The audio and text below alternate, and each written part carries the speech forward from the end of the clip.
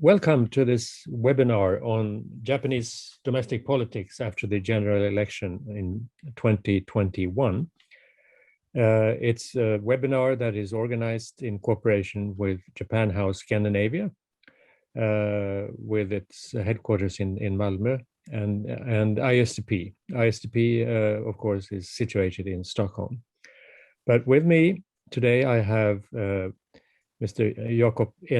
Jakob Edberg, who is the president of the consulting company GR Japan, and I believe GR stands for Government Relations, or you can correct me if I'm wrong. And then we also have Professor Marie Söderberg, for many years the head of the European Institute of Japanese Studies at the Stockholm School of Economics.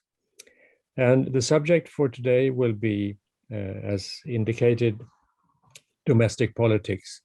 But I suppose that we will also touch upon the foreign policy and the economic policy, which of course is tightly connected with the rest of the world. So with that, I wonder if I could ask Jakob, if you could start and say a few words about the situation as you interpreted after the election, and also the election of Mr. Kishida as Prime Minister. Is he just one in a row of short-term Prime Ministers, or will he stay on? Yeah, that's everybody's guess. I wish I could predict the future, but I think we can see some interesting signs. So thank you for the opportunity, and it's great to see you again. I have some slides. I'm not really sure. I will try to share them. I will try to, but please feel free, anyone, to jump in any time here. I think after 2 years of Zooming, I think I have managed to get this far. Perhaps not. I'm not sure if you can see them. Yes. I will try to put them into slideshow. So. So we have the presentation. This is the picture that I took 13 years ago, 12 years ago, something like that, when we just started GR Japan, and we had it was at this time of the year, I think, and we had this very nice sunset on the Japanese side. So I think just to get to the conversation started, I think it's important to just have a very brief look at what happened before when Kishida got into power. So we had Suga stepping down, and I think the way that he was stepping down is quite important also for understanding where Kishida is right now. You can see that his approval rates were steadily falling, and we have previously had a few slides where we are comparing that his approval rates were very much correlated with the number of cases of corona cases. And when he took power last year in September 2020, he had a very high approval rate of 62%, and most people were expecting him and also recommending that he, by that time, dissolve the parliament and call for election. And had he done so, he would have won an overwhelming majority, and it would be a very different situation right now. He chose not to, and he chose to wanted to tackle the corona crisis, he said, and by doing so, somehow he tied his own destiny to that of the corona, which was probably a very unwise decision, because regardless of what policy you make and what you don't make, no one can control a pandemic like that. And so his popularity was very much linked to the corona crisis. But he kept on saying that he would run for re-election as LDP president. The term went on the end of September until. But I think the most critical event that was really the final nail in the coffin, so to speak, was the mayoral election on August 22nd, when his long-standing mayor election in Yokohama, which is his home district, and where he was pushing Hachiro Okonogi, who is a close ally, and everyone expected to win, but where the opposition candidate Yamanaka won very strongly, that triggered him to try to change within the political party and replace the Secretary General Suga with Taro Kono. He did so, unfortunately, not very skillfully, because he was talking to Kono before he spoke to Kono's ultimate boss, which is Aso Taro, and which made Aso Taro extremely angry. And he threatened then to withdraw the support for Suga in upcoming election. And that by that time, it seems like Suga realized that he wouldn't have great prospects of being re-elected, so he chose to not stand for the LDP presidential elections. So, but you can see this, and last year alluded to that a bit previously. This is not the development of the popularity of the prime minister is not very unique to Suga. I'm not sure if you can see my cursor here, but we have two exceptions, and that would be Koizumi and Abe, which are which kept on high popularity rates. And then you have everyone else very quickly starting off at high 60s, going down very quickly into, some of them very quicker than others, but down a bit below 30, and that's normally. We can talk much more about that. There are also the theories of when you have to step down, but we can see that that's the historical trend that Suga followed pretty much, not being able to get traction, although I think with hindsight, it's quite amazing how much Suga achieved, or during that year he was actually in power. But that's a question probably for another day. So quickly, the attention turned to what we used to call the factional politics of within the LDP, and this keeps on being important, although every leader, since what I heard, and everyone is claiming that they want to move away from the factions. And I'm sure that most of you are also aware of that discussion. They don't want the factions to decide, but essentially you have this is the pre-election setup, but you have three quite strong factions, which have been, or four if you include Nikkei, which are basically setting the agenda. And Suga was elected by getting originally by getting the support of those four, plus all the independents, and that's really what made him the prime minister. Now Aso was not happy with the way that it handled the post-election, post-Yokohama mayor election, so that was under threat. And so the question was really then, how would Kishida fare, and who would be supporting him? And we had a few weeks of a very traditional old-style LDP rumors, but in the end, I think we got an election, a presidential election result, which looked slightly different. We had four candidates, and the media would all have said, most of them predicted that Taro Kono would win, but in the end, the election results, as you see here. I will not go into all the details of how LDP presidents are elected, but you could see that Taro Kono, who was supposed to get or expected to get an overwhelming vote from the rank and file members, he certainly got the majority, but he didn't do as well as people had predicted, and then Kishida. But he certainly he got much fewer votes than many fewer than among Diet members than had been expected, and he actually only got in third if you count on Diet member votes. So there was a rundown between because none of them got majority in the first round. There was a rundown between Kishida and Taro Kono, and which then Kishida won easily. With 257 to 170 votes. This was a function of many different things, and one of them is probably the fact that after Suga said that he would not run for re-election, the popularity of the LDP got posted. And as Diet members went out back to their districts, they realized that they didn't really need Taro Kono's popularity in order to win the election. In upcoming House of Representatives elections, they got a feeling that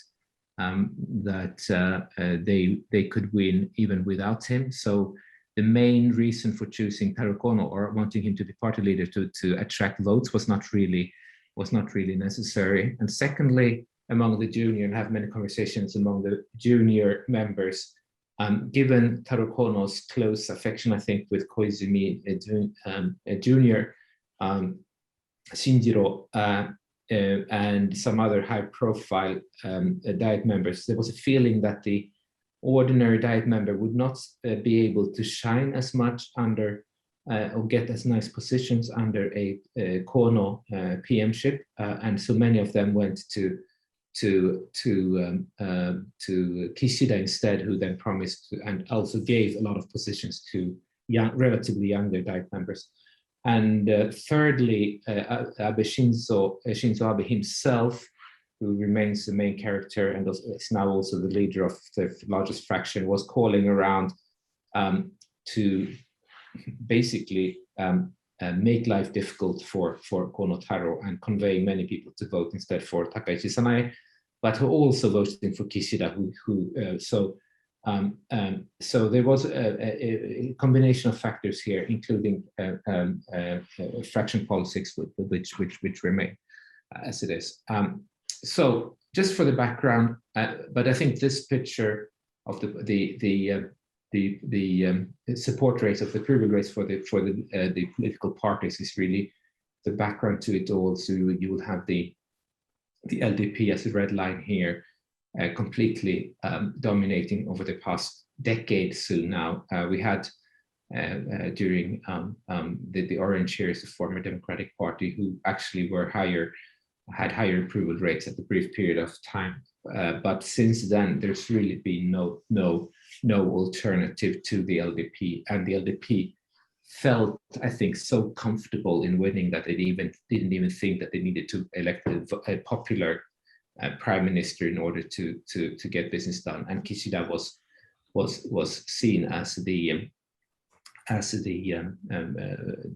safer and more choice for many of them, with Taro Kono being very peculiar and could create a lot of trouble. So we then, but what's interesting with this slide as well, you would say we have the party with the highest approval rate is around in the top between 35 and 40%, and then there is nothing below, until you have sort of Kometo and some of the people down here on 7-8. Actually, it's the Constitutional Democratic Party these days on 7-8%. So there is a big gap, and this has been always the case in Japan. The biggest voter group is actually the independents. They are 39.4%. They are not. They don't really support any political party, and they don't decide until the very end normally how they will vote. And if you look at the and what made quite a lot of people predicting slightly different outcome than actually happened from the elections was that in the polling among the independents, what they would vote for. So the Constitutional Democratic Party, the blue one here,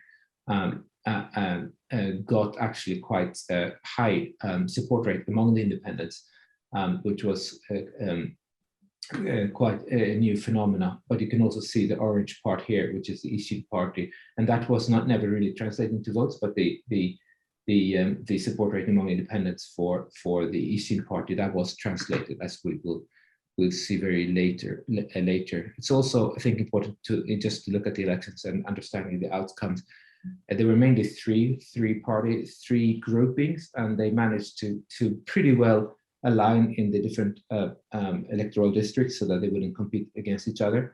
And what was very different this time from before was that you had the number of districts where there was competition between the more left-leaning left-leaning party candidates was gone, and basically because mostly because of the Japan Communist Party withdrawing many of their candidates in the single seat districts. So you had in 64% of all the districts, you had the LDP against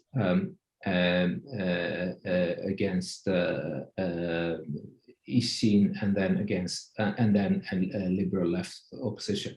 And this is very so. But you will go. So the people were expected, but as of the outcome, it's not that different, as you all are aware. You could see that LDP lost some 15 seats. And this was, but still kept absolute stable majority, meaning that they can have control seats in all the standing committees of the lower house,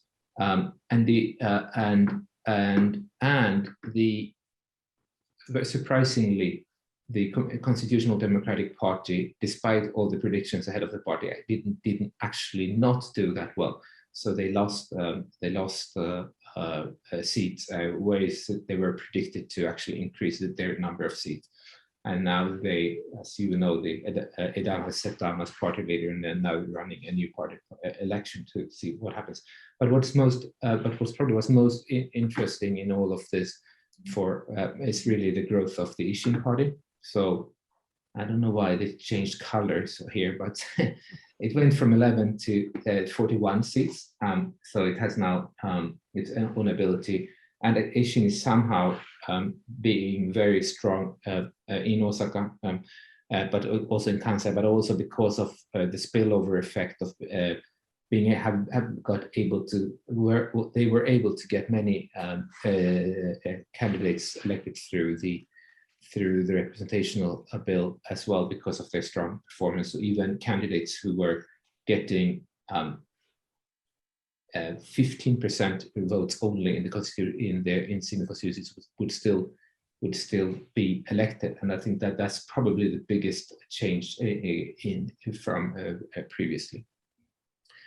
So we have now a new setup in the House of Representatives, where you have still very stable and strong majority for the coalition, the LDP and the Komeito. You have, and you have a very strong Ishin party here as well.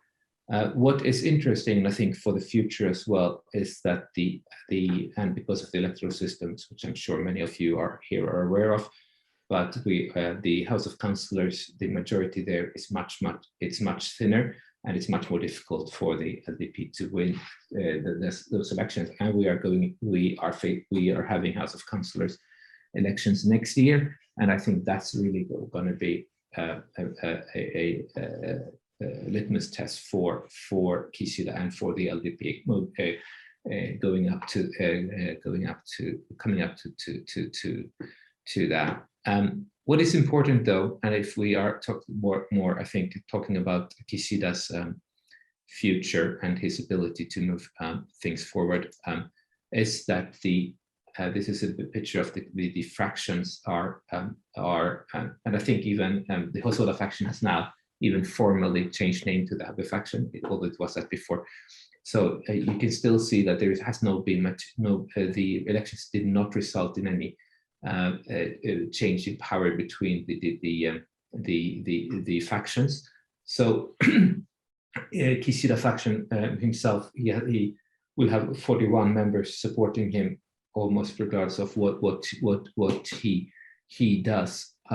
But the Nikai faction has lost a bit of their influence, and so and Abe Shinzo here remains really, Abe and Aso together remains really in control of the party. So Ishida is essentially dependent on the continued support of those two not so young anymore gentlemen, although Abe Shinzo is not that old,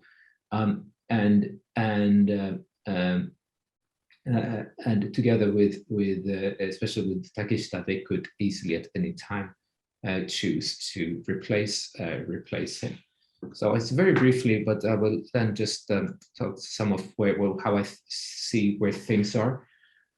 So LDP is definitely solid power, group of power, not so much because they're popular, but I think there is really no alternative.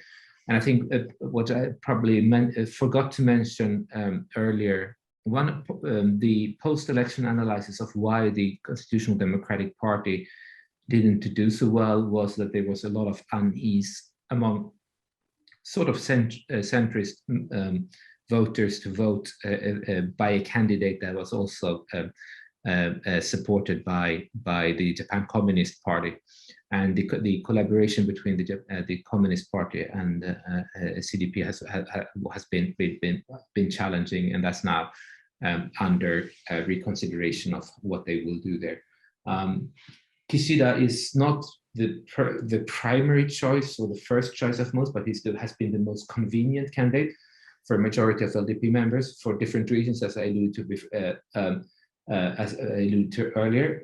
But if he's not convenient anymore, or if he doesn't serve the function of boosting the party, then the question is what really will happen to him. It's also important to say that his initial approval rates are lower than what is normally the case than for other prime ministers. And his dependency on the largest faction, internal factions, makes him quite vulnerable for external shocks or internal scandals. He has not really run into any of those just yet.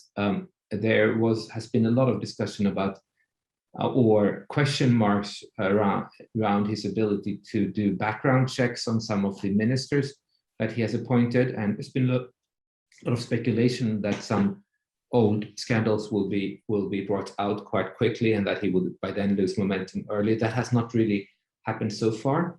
However, he has now, with low corona new cases, at least for the time being, Japan is doing incredibly well. And the record economic stimulus package, which has just been approved by the cabinet of 52 trillion yen, he has a bit of a breathing space, and maybe he could be an accidental success. Maybe he.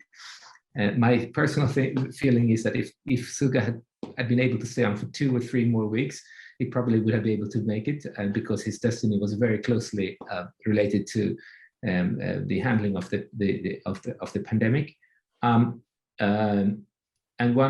But I think what's at least in my mind here is his and which is still a bit unclear, is the role of the LDP. Kishida he's himself a former, as you know, chair of the LDP Policy Research Council, and he has been claiming that he wants to be a listening prime minister and that he wants to listen to everyone. And he has been criticizing the strong grip of on policymaking in the Suga and the Abe cabinets by the prime minister's office. Takaichi Sanae as a new chair, and quite colorful leaders heading up the different LDP Policy Research Council committees will be interesting to see how that dynamic changes. And it's hard to predict that in any way would strengthen him. Conventional wisdom has been that the old traditional Japanese LDP or rulemaking or governance was very weak because of the veto power within the ruling party. I cannot see any signs of how that would be different should the LDP get more power back. I think it's also interesting in this to look at the election and the campaigns. I will not go into the details, but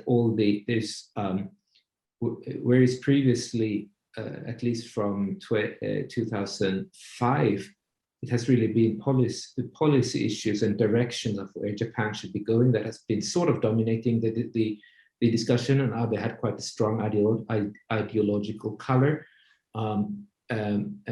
In this election campaign, it was all about governability and not really of where Japan should be going. And the fiscal discipline and the need for keeping eventually budgets balanced was completely gone. But this interplay and how I have a very strong feeling, because I'm old enough to remember how the LDP used to be, and everything sounds and smells like the old LDP. And the way that it used to be, and if that's the case, it's hard to be optimistic about prospects of Kishida staying for a longer period of time. But again, maybe circumstances are different now. Maybe he might be an accidental success, not by his own engineering, but by the environment being in this way. And then I think there will be a natural timeline for him to deliver. And that will be in July next year when we will have the House of Councillors election, and the closer it gets, and approval rates if the approval rates are falling at that time, which is expected, it will be quite challenging for him to keep on ruling. I think in a nutshell, that's what I wanted to share. Happy to we can talk about this. There are many different aspects, but I think in a nutshell we have the it's very much a feeling of the old LDP where everyone is out for grabbing new budgets and getting stimulus packages to their constituencies, and where the governability issue is at center, and where the justification for power is that they can provide stability and that they can handle foreign policies. The caveat, or the thing that might be slightly different this time is the presence of the Ishin, which is actually posing some policy challenges and getting quite a lot of attention. They still have a challenge building out their national organization. They keep on being strong only in the Kansai region. They will also go into perhaps it's uncertain, but according to the constitution, they must have leadership elections after each general election. And the current leader, Matsuya, said that he's not really interested in running it again, and there's really no other leader there. And we have been quite involved in the discussions of how that will move forward. They might to pick a leader from Tokyo or from outside of Kansai, and they might start to become a real challenge. And what I think it's also important to note that the many in the Hosoda faction, at least, and among Suga, which doesn't have a faction but has a lot of independence around it, ideologically they're much closer to Ishin than to Kishida. So should there be any turmoil here, or Kishida run into losing popularity very quickly, it will be quite interesting to see how that would play out. But that's all for me. Well, thank you very much. Thank you for this very insightful presentation. And I would now like to, there are many questions, I'm sure, but we can post those a bit later, and give room here for Professor Söderberg. Could you perhaps take the presentation off the screen? I'm trying to, let me see, there we go. Okay. There. Oh, there you go. Okay, thanks a lot. Again, thank you very much. Now, Professor Söderberg, the floor or the screen is yours. Thank you very much. And thank you, Jakob, for a very insightful summing up of what situation is like in Japan concerning politics and party politics. I would like now to bring the discussion a little bit more into some issues, which you can see after this election. And even before, one is Kishida's announcement of a new form of capitalism, which I find very interesting, which should be focusing on sustainability and people. And I guess that's a way of trying to make the LDP, which is very much same old LDP, a little bit more popular among the general public. And I was thinking of this new package and that they are now giving deduction for people who want to travel inside Japan, that they are getting some finance from the government to get the society going again after the COVID-19, which I find actually very interesting. They are going to give some deduction for smaller companies, tax deductions, to make them more viable in the future. And yeah, a lot of changes like that. Also, infrastructure is said to be the key to get the Japanese economy going again. But then if we look at the government now after the election, who are the ministers? One of the issues has been to increase women in the parliament and in the government. Very few women were actually elected. I think 45 altogether. And in the government, there are 3 female ministers. One is on the issue of increasing birth rate, which is very important in Japan, considering the boom of aging. So that's important, but typically this is given to a female. Another one is in charge of COVID and the vaccination campaign. And the third one is on digitalization, which was something Suga started and where Japan is quite behind and is very much needed. So that's interesting, I think.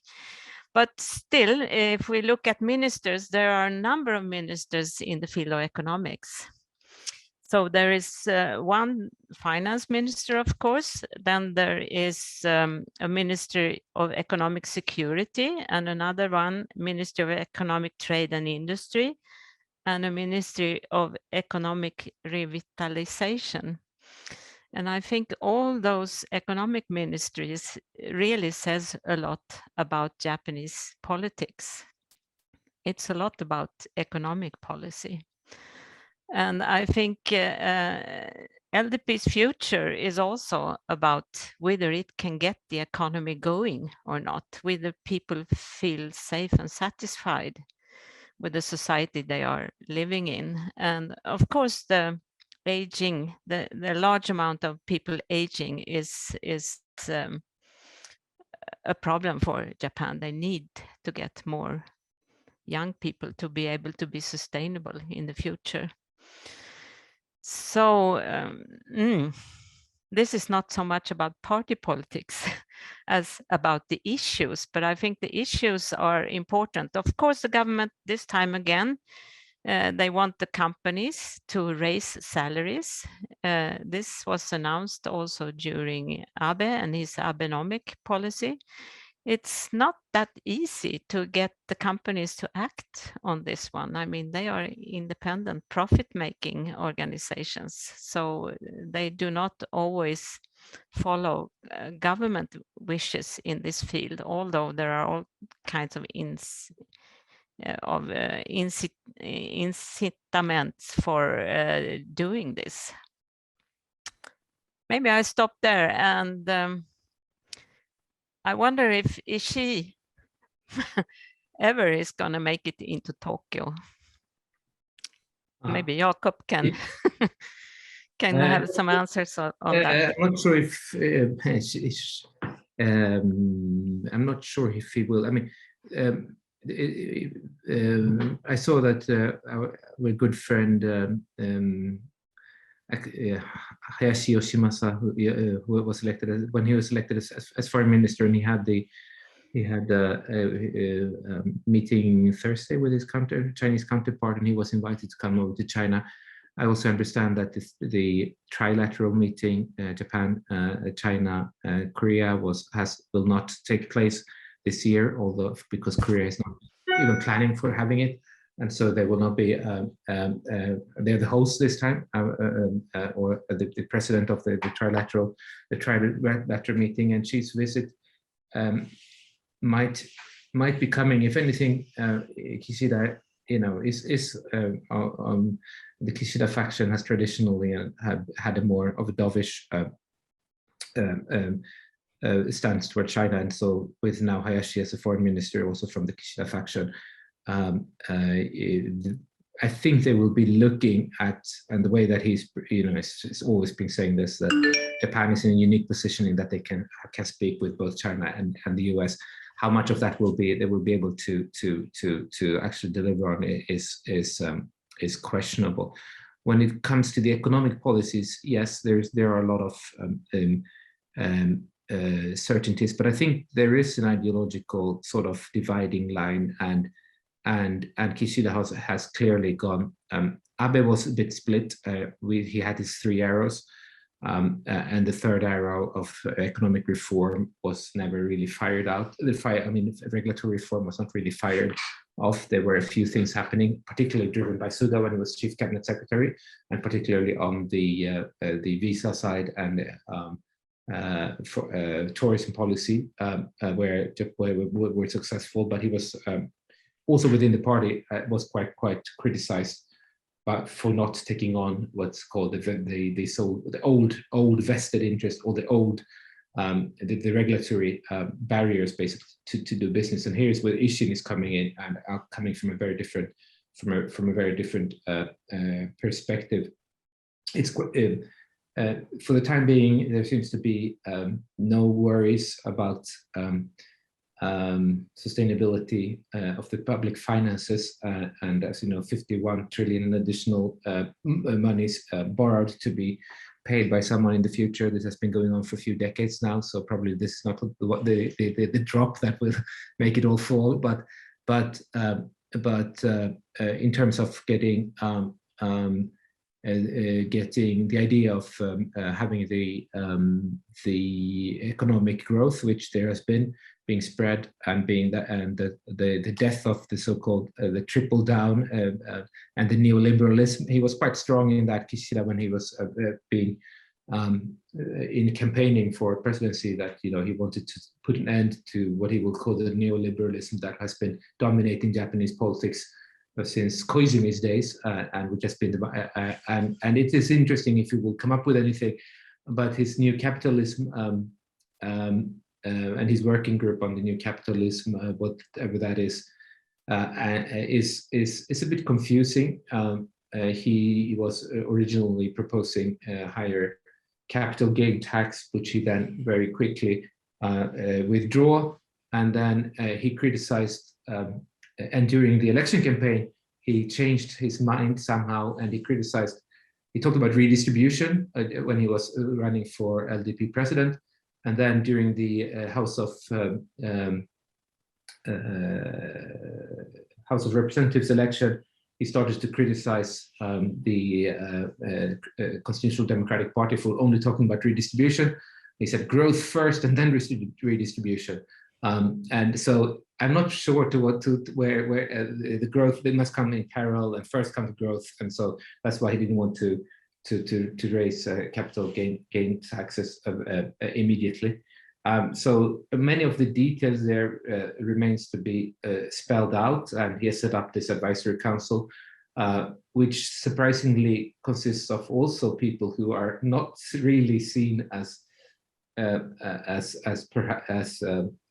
redistributionist or having a new thinking. I even know in one of the working groups, Takinaka is appearing, who is probably the symbol of the so-called neoliberalism. So there are mixed signals all over of where he wants to go. And at the same time, he was keeping the Council for Fiscal and Economic Policy basically intact with exactly the same members. So you have Minami and those advisors who, if anything, has been pushing in the other direction. So the policy details remains to come out, but the signals he's sending is clearly of new policies, and he's basically been saying also that it's not that he's trying anything new, but what the government has tried previously, he just wants to do a bit more of. So, for instance, providing more tax incentives for companies that raise the salaries of their employees. He said he didn't criticize. There has been a scheme for that for some years now, Accidentally, I've been benefiting from it because I didn't know it, but my tax advisor said, "Oh, you've been raising salaries," and that was because we got more employees, and therefore the total salary expense was expanding, and therefore we got some tax credits for that.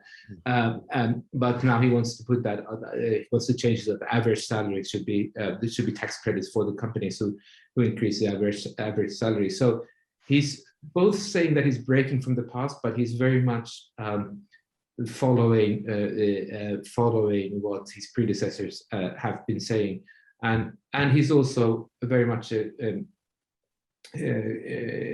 consultative, and so what will be interesting to see is there's going to be a policy conflict soon. It always happens.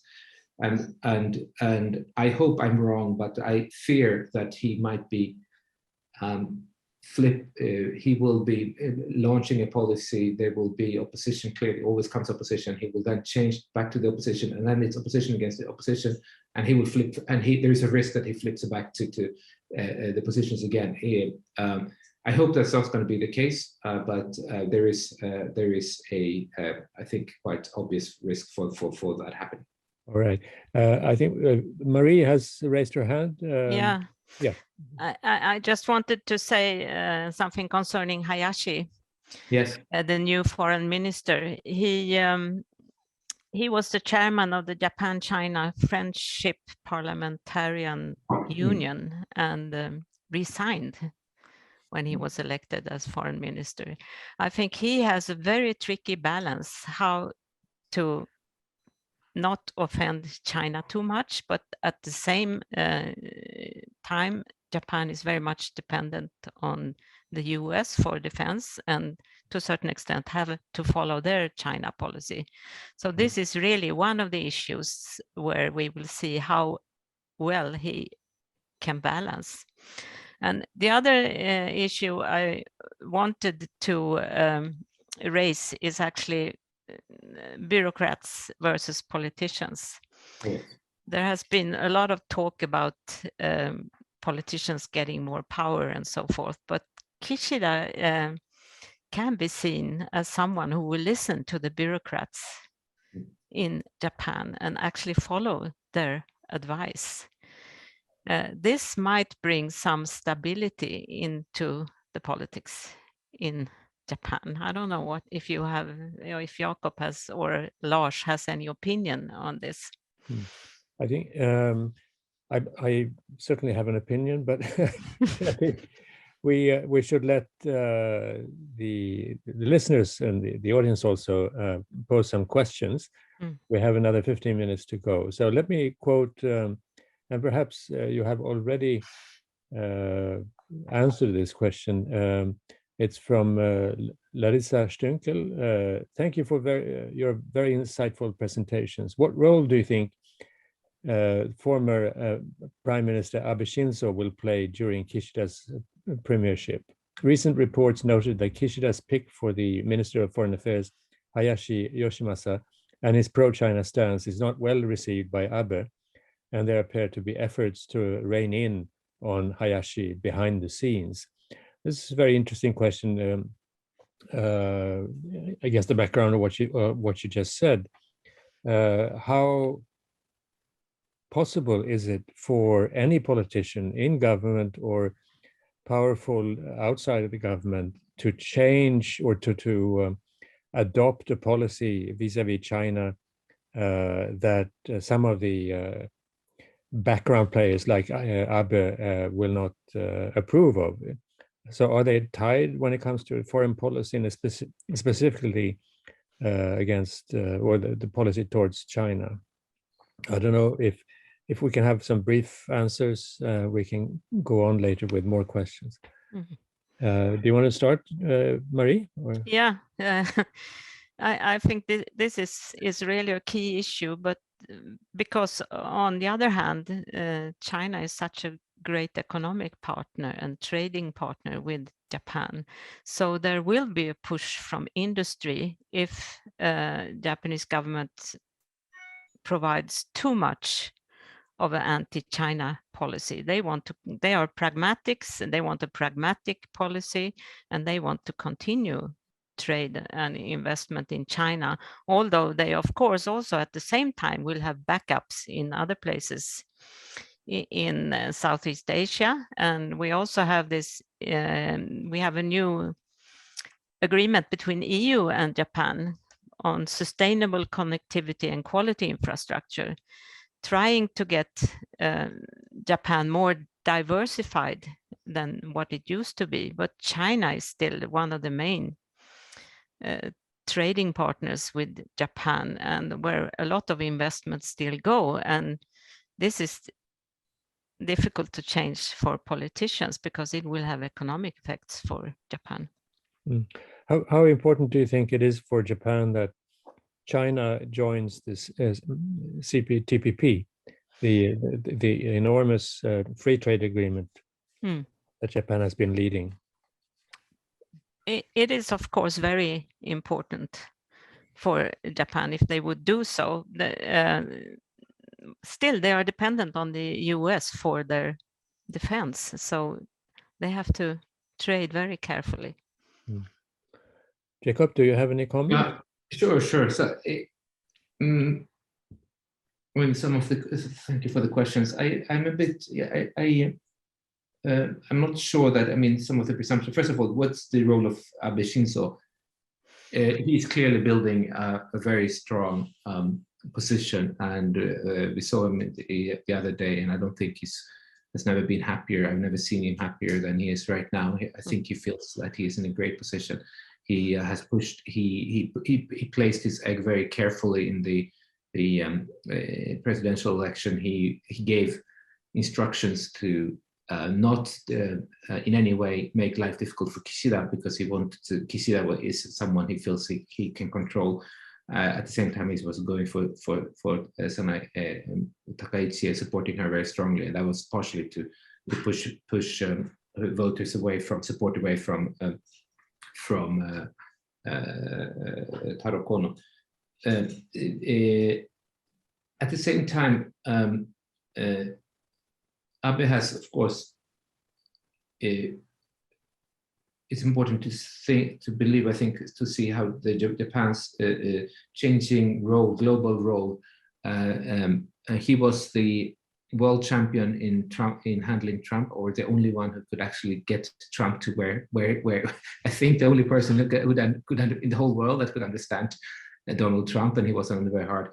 But Japan took leadership in many initiatives in a way that we've never seen any time before, and because of the stability that Japan had at the time with both Abe and Aso as finance minister, they were the longest serving in many of the except for probably Angela Merkel, but in the G7 and then G20, and Abe's view of Japan is actually, or his dream is not, he has very strong feelings against China, but he believes Japan should become a normal country and dealing with those countries in a more equal way. So not necessarily he is against any rapprochement with China or strategic playing China with the US, not necessarily. And Suga himself was, Suga after that he was actually sending small signals of Japan wanting to do that. And I think with the Biden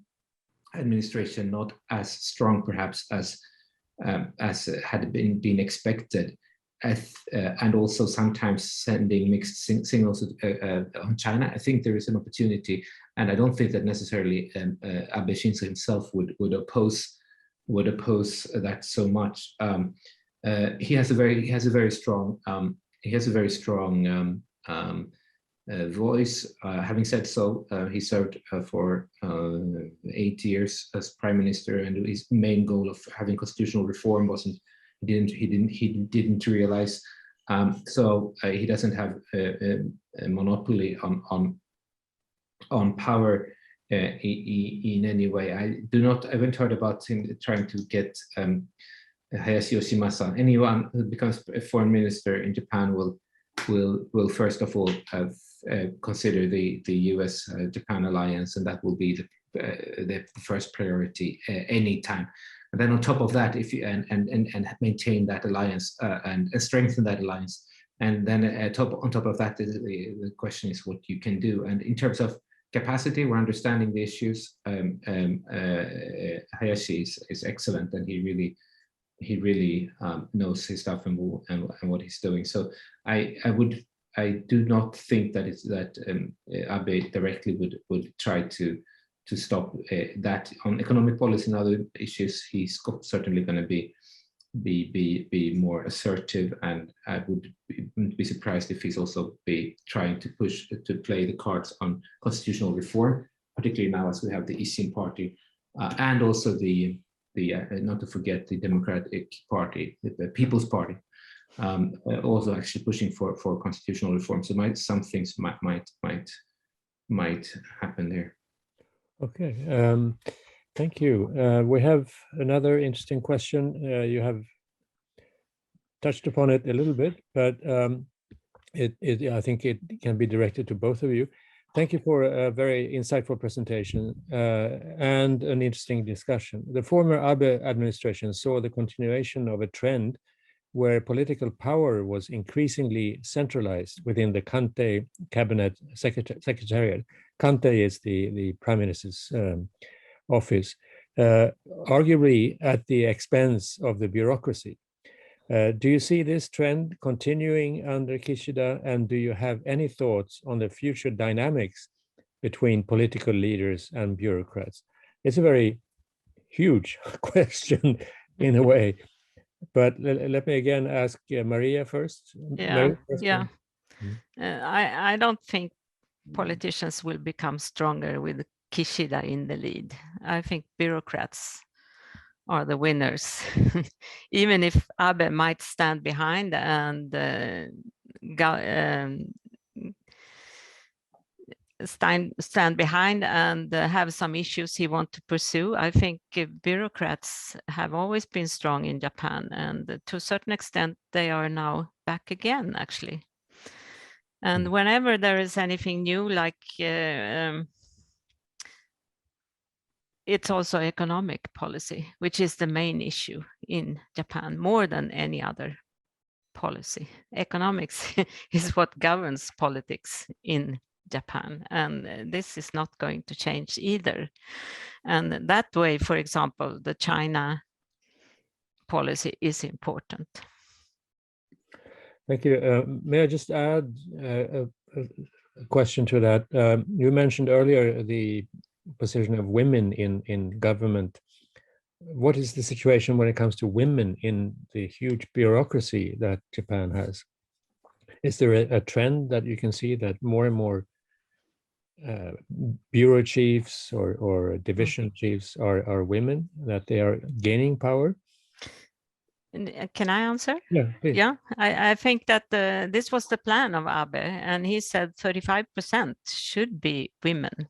This has not been reached at all in Japan. It's much, much lower, a little bit higher than before, but the process is very, very slow. And I don't think this is anything you can change very quickly.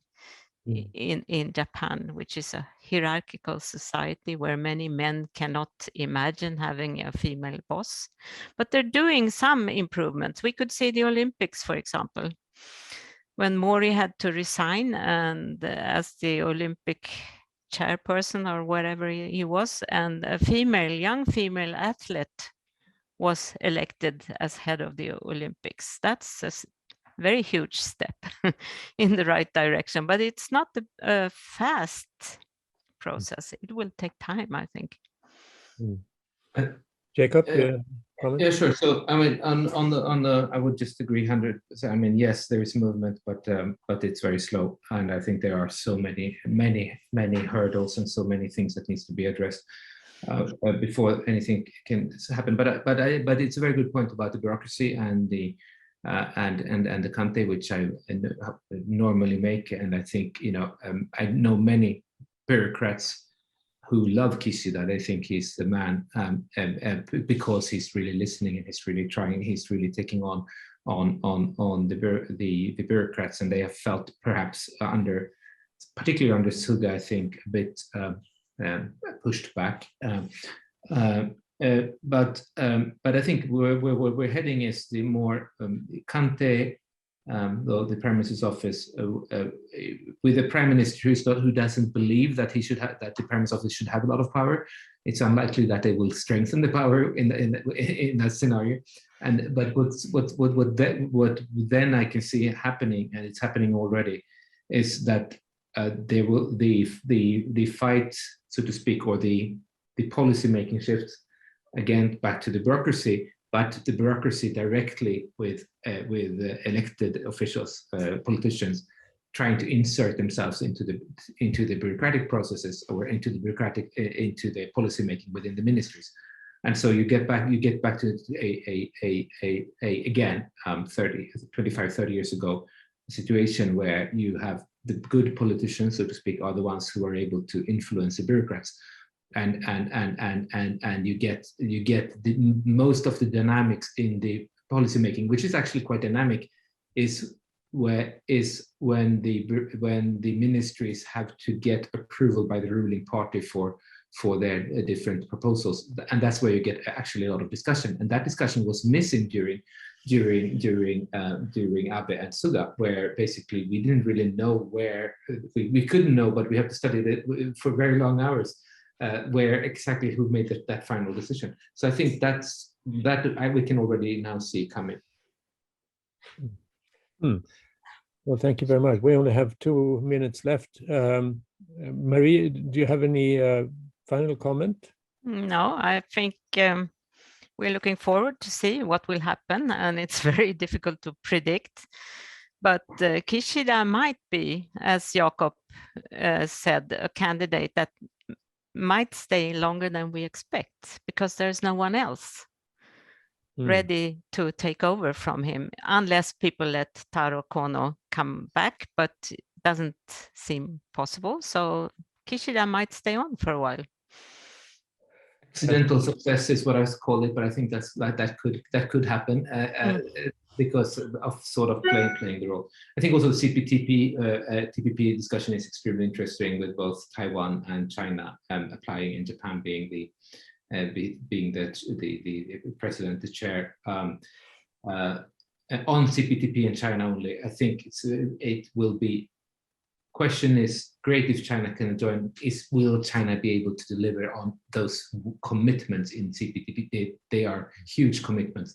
Transparency issues, state-owned enterprises issues. It's very hard to see how China would be able to, without changing fundamentally, and that's they don't seem willing to do, would be able to actually comply and get the other member states to accept their application.